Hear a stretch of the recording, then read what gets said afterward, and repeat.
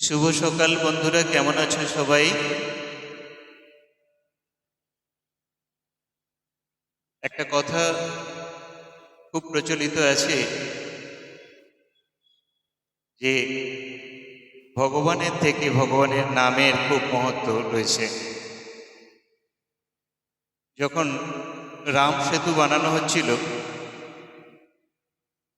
শ্রীলঙ্কা, মানে কি রাবণকে বধ করার আগে সেতু বানানো হচ্ছিল, পাথর সমুদ্রের ওপর ফেলে ফেলে রাস্তা তৈরি করা হচ্ছিল। ঠিক সেই সময় ভগবান রাম একটা পাথর সমুদ্রে ফেললেন, কিন্তু সেই পাথরটি ভাসল না, ডুবে গেল। পরে যখন বানর সেনারা সেই পাথরের উপরে রাম নাম লিখে পাথরটাকে সমুদ্রে ফেললো, তখন সমুদ্রের জলে পাথরটি ভাসতে লাগলো। অর্থাৎ ভগবান বোঝাতে চাইছেন যে আমার থেকেও আমার নামের মহত্ব অনেক বেশি। তাই কেউ যদি আমার নাম নেয়, সে সমস্ত রকম পাপ থেকে মুক্ত হতে পারবে। তাই আসুন সকাল সকাল আমরা জেনে নিই এই মধুমাখা নাম কে এনেছিল, কৃষ্ণ নাম কে এনেছিল এই পৃথিবীতে। খুব সুন্দর একটি গান আমি খালি গলায় গাইছি, সঙ্গে থেকো বন্ধুরা। নামের থেকে আর বড় কিছু নাই। কে আনিল রে, কোথায় ছিল রে, মধুমাখা হরি নাম। কে আনিল রে, কোথায় ছিল রে, মধুমাখা হরি নাম।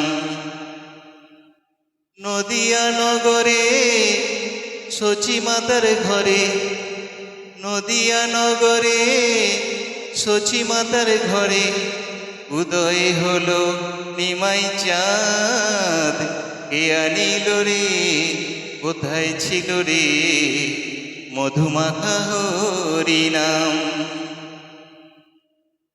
হরি নাম ভজ, নাম জপ, নাম করো সার। হরি নামে ভাষাও তরি হয়ে যাবে পার। হরি নাম ভজ, নাম জপ, নাম করো সার। হরি নামে ভাষাও তরি হয়ে যাবে পার। হরি নামে মাতোয়ারা, হরি নামে মাতোয়ারা সারা ব্রজধাম। কে আনিল রে, কোথায় ছিল রে, মধুমাখা হরি নাম।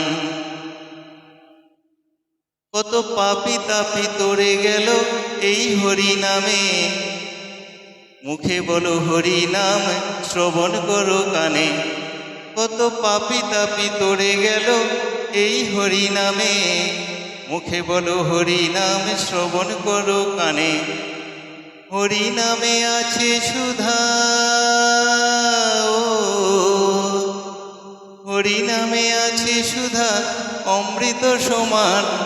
কে আনিল রে, কোথায় ছিল রে, মধুমাখা হরি নাম।